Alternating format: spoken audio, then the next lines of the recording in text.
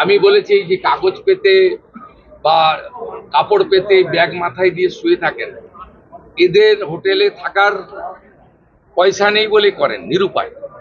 তা আপনারা পিছনে একটা জায়গা করে দিন, আমরা দরকার হলে ইউনিটে 25 লাখ টাকা করে দিয়ে দেবো। আমি যেটা কলকাতাতে জোর দিতে বলেছি, তারাতলার ইনসিডেন্টের পরে নিজে চোখে দেখার পরে এখানে ট্রমা দরকার, বলতে নেই, কিন্তু বড় ডিজাস্টার হলে গেলে কিন্তু সামলানোর ক্ষমতা সরকারি হসপিটালে নেই। 50-100 জন পর্যন্ত সামলে দিতে পারে, আমি দেখেছি। তাই অন্তত 250 জনকে মানে 1 মিনিটে প্রাইমারি পরিষেবা দিতে পারেন এমন একটা ট্রমা সেন্টার বানানো উচিত। সেটা স্বাস্থ্যমন্ত্রী এবং প্রধান সচিব তারা, রাজ্যমন্ত্রী তারা কথা বলে রেডি করবেন। জায়গা এনাফ আছে এখানে, হসপিটালগুলোতে বিশ্ববিদ্যালয়ের মতো জায়গা, প্রচুর জায়গা পড়ে রয়েছে। আমি বলেছি এই যে কাগজ পেতে বা কাপড় পেতে ব্যাগ মাথায় দিয়ে শুয়ে থাকেন, এদের হোটেলে থাকার পয়সা নেই বলে করেন, নিরুপায়। তা আপনারা পিছনে একটা জায়গা করে দিন, আমরা দরকার হলে ইউনিটে 25 লাখ টাকা করে দিয়ে দেবো।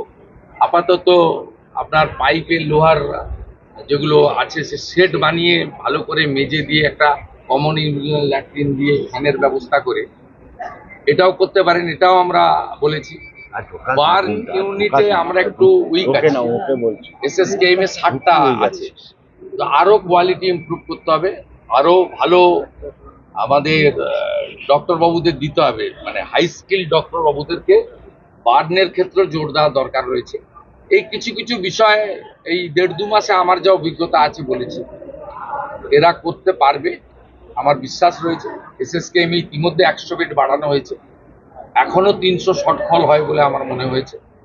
শর্টফল মিনস কিছু রোগীকে তো কালকেই ওটি করা উচিত ছিল, 10 দিন পরে টাইম, ক্যাপাসিটি কম থাকার জন্য। আমরা যদি আরো 200-250 সিট বাড়াতে পারি, 350 ছিল, আমরা আসার পরে 100 বাড়ি, 250 সিট পুজোর আগেই আরো বাড়ানোর ব্যবস্থা আমরা করছি। আইসিইউতে মাত্র 112 করে আছে, এটাও অন্তত 200 হওয়া উচিত। তাহলে আইসিইউ নিয়ে মানে ওজোর আপত্তি, অনুরোধ, বাধ্য হয়ে প্রাইভেট হসপিটালে যাওয়া, এটাও কমবে। অনেকগুলো সিএম স্যার, আমার দুটো স্পেসিফিক প্রশ্ন related to this, related to health. একটা হচ্ছে যে গত 15 বছরে বারবার আমরা দেখেছি অভিযোগ এসছে যে দালাল চক্র সরকারি হাসপাতালে, এবং অ্যাডমিশন পাওয়া যায় না। আপনাদের সবাইকে শারদত্ত বাবু আপনার ওই কন্ট্রোল রুমটা নিয়ে যাচ্ছে। এই কন্ট্রোল রুমটাকে লাইভ মনিটর এই জন্য করা হয়েছে যাতে কোনো দালাল, যাকে আজকে সকালে ওখানে দেখা গেছে, কাল সকালে দেখতে না পায়। এটা একটা বড় উদ্দেশ্য, কিন্তু ব্রোকারদের হাঁটানো। রুগী কখনো 2 দিন পর পর যাবে না ব্লাড টেস্ট করতে, রুগী কখনো আলট্রাসোনোগ্রাফি করতে পর পর 2 দিন যাবে না, তাহলে চিহ্নিত হয়ে যাবে একটা লোক যে সোমবার সকালেও দাঁড়িয়ে আছে, মঙ্গলবারও দাঁড়িয়ে আছে, বুধবারও দাঁড়িয়ে গেছে। আপনাদের আমি চলে যাওয়ার পরে এটা দেখুন ফুল পেজেড হয়নি, কিন্তু ইনিশিয়ালি এটা স্টার্ট হয়েছে, মানে মর্নিং শোজ দ্য ডে। আমি বলবো যে সুপ্রভাত, ভালো হবে। সিএম স্যার আরেকটা প্রশ্ন, প্রাইভেট হাসপাতালে মিস্টার হেলথ মিনিস্টার বলেছিলেন যে একটা সিট রিজার্ভ রাখতে হবে, বেড রিজার্ভ রাখতে হবে, যেটা যারা দুর্বল মানুষ তাদের জন্য। এই ক্ষেত্রে আপনাকে এই ক্ষেত্রে বলি শুনুন, ডাক্তারবাবু তখনও জয়েন করেননি ক্যাবিনেটে। আমি একটা মিটিং করেছিলাম এসএসকেএম এ, সেখানে প্রধান সচিব সহ সকলকে আমি বলেছিলাম যে আমার জানা আছে, আমি দীর্ঘদিন ধরে এখানকার ল মেকার, পাবলিক রিপ্রেজেন্টেটিভ, আমার জানা আছে যারা বিগত সরকারের কাছ থেকে, মানে বিগত 15 বছর সরকার কোনো হসপিটাল প্রাইভেট করে, তার আগে যারা সরকার করেছেন বিধানচন্দ্র রায়ের সময় থেকে জ্যোতিবাবুর সময় পর্যন্ত, যে জায়গা সরকার দিয়েছে, কেনা জায়গায় কিন্তু এগ্রিমেন্ট নেই, যে জায়গা সরকার দিয়েছে 1 টাকাতে, সেই টাকাতে পরিষ্কার লেখা ছিল যে 15% বেড তারা ফ্রিতে গরিব মানুষকে দেবে, কিন্তু এটা মেনটেন হতো না। আমি এই ইচ্ছা প্রকাশ করার পরে মাননীয় মন্ত্রী পরে যোগদান করেন ক্যাবিনেটে, হেলথ ডিপার্টমেন্টে, এবং মাননীয় রাষ্ট্রমন্ত্রী তারা আধিকারিকদের নিয়ে প্রাইভেট হসপিটালকে নিয়ে বসে 10% রাজি করিয়েছেন, তারা আপনি যে হসপিটালের মালিক জমি কিনে করেছেন তার কাছে গিয়ে মানবিক কারণে দাবি করতে পারেন, কিন্তু অধিকার নয়। আপনার যাদের সরকারি জমিতে যাদের প্রাইভেট হসপিটাল তৈরি হয়েছে, দে আর বাউন্ড। ওরা ইনিশিয়ালি দেখুন 0 ছিল, 15% দেওয়া উচিত, 10% এগ্রি করেছে। It's a good. আস্তে আস্তে মানসিকতা হবে।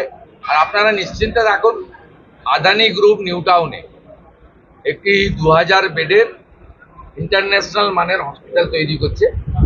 ওনাদের সঙ্গে আমার এগ্রিমেন্ট কমপ্লিট হয়ে গেছে। 1000 বেড থাকবে গরিব মানুষ, আর 1000 বেড ওরা কমার্শিয়ালি ইউজ করবে। এবং আমার বিশ্বাস আগামী কয়েক মাসের মধ্যে ভূমি পূজন করে আমরা এই কাজ শুরু করে দেব। কলকাতার মানুষদের আরো কি সাউথে ট্রিটমেন্টের জন্য যেতে হবে না বলছেন? পুলিশ যে ধরনের তথ্য সহযোগিতা চাইবে, হেলথ ডিপার্টমেন্ট সেটা করতে বাধ্য। সেটা করতে বাধ্য। এবং তুমি তো ঢুকে গেছো আগে। হেলথের কিছু গাইডলাইন রয়েছে, যে গাইডলাইন মেনে করবে, এটা আমাদের কাজ নয়। ইনভেস্টিগেশন পুলিশ করছে। আর প্রধান সচিবকে আমি সামনে বলে যাচ্ছি, 2 মন্ত্রীর সামনে, যে ধরনের তথ্য তারা চাইবে কেউ লোকাবে না। সমস্ত তথ্য প্রপারলি ফটোকপি তাদের দিয়ে দেবে। তা এক খুব পরিষ্কার রয়েছে, এক অনুযায়ী কাজ হবে। আমরা সরকারে আসার পরে আমি ইচ্ছা প্রকাশ করেছিলাম মাননীয় রাজ্যমন্ত্রী এবং প্রধান সচিবের কাছে, যে অন্য রাজ্যগুলোতে আমি কিছুদিন আগে পাটনা গেছিলাম, সেখানে স্বাস্থ্যমন্ত্রীর অফিসে দেখে এসেছিলাম যে কন্ট্রোল রুম সমস্ত sub division hospital, district hospital, medical college, state হসপিটালগুলোকে ডাইরেক্ট মনিটরিং হচ্ছিল, পরিষ্কার আছে কিনা, এমার্জেন্সিতে রুগী পড়ে আছে কিনা, আউটডোরে ব্রোকার আছে কিনা, ঠিকঠাক হচ্ছে কিনা, বাইরে যে হসপিটালের একটি সুন্দর স্বাস্থ্যসম্মত পরিবেশ ঠিকঠাক আছে কিনা, গার্বেজ ক্লিনিং আছে কিনা, এইসব জিনিসগুলো আমি ওখানে দেখে এসেছি। আমি মাননীয় মন্ত্রী, মাননীয় রাজ্যমন্ত্রী এবং প্রধান সচিবকে বলেছিলাম যে এখানে একটা এরকম বানানো। এরা পুরোটা এখনো রেডি হয়নি, ইট উইল টেক টাইম, আরো 1 মাস লাগবে। আজকে 15-16টা স্টেট হসপিটাল এবং পাশাপাশি জেলার 2-1টা হসপিটালে ওরা করেছে। আমি কিছু সাজেশন দিয়ে গেছি, মাননীয় মন্ত্রী নোট করেছেন, প্রধান সচিব নোট করেছেন। আমি এটাকে 30শে জুলাইয়ের মধ্যে বলেছি সাব ডিভিশন লেভেলে নামিয়ে দিতে, এবং কিচেন পর্যন্ত মনিটরিং করতে, বাইরে পার্কিং এবং যেখানে আমাদের ফেয়ার প্রাইস সব রয়েছে, আগামী দিনে জনঔষধি কেন্দ্র হবে।